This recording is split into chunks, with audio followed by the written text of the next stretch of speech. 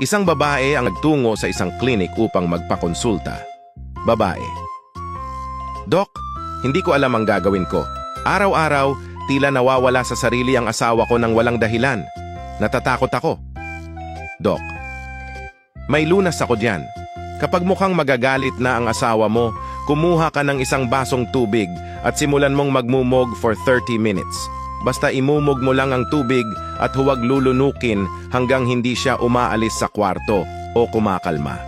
Pagkalipas ng 2 linggo, bumalik ang babae sa doktor na mukhang masayang-masaya at hindi na stressed.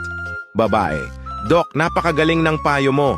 Tuwing magsisimulang magalit ang asawa ko, nagmumumog lang ako ng tubig sa loob ng 30 minutes. Mumog lang ako ng mumog hanggang sa kumalma siya. Isang milagro. Paano nagagawa iyon ng isang basong tubig? Dok. Gusto mo talagang malaman, misis? Babae. Opo, Dok. Dok, alam mo, misis, wala naman talagang milagrong hatid ang isang basong tubig mismo. Pero ang pagmumog mo ng tubig sa loob ng 30 minutes ng tuloy-tuloy para hindi ka makapagsalita ay ang siyang tunay na lunas kung bakit nagiging kalmado ang mister mo.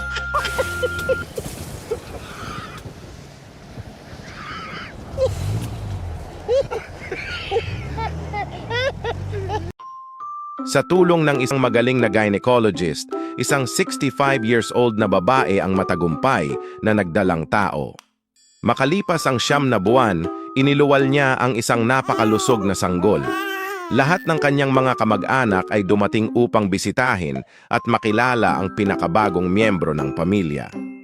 Nang tanungin nila kung maaari na nilang makita ang sanggol, sinabi ng bagong ina, Hindi pa pwede. Pagkalipas ng kaunting minuto, tinanong nilang muli kung maaari na nilang makita ang sanggol. Muli siyang sumagot, Hindi pa nga pwede. mga ilang sandali lang ay may nagtanong na naman. Hay naku! Kailan ba talaga namin makikita si baby? Sumagot muli ang ina. Kapag umiyak na si baby, sa kanyo pa lang siya makikita. Ha?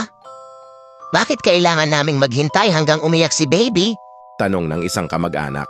Sa kakulitan ng mga kamag-anak niya, napilitan na siyang sumagot. Kasi nakalimutan ko kung saan ko siya naiwan. Basta, nandito lang yon sa loob ng bahay.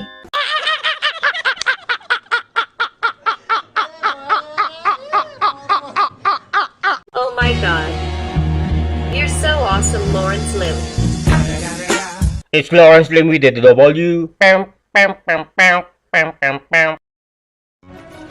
This is the day that you will always remember as the day that you...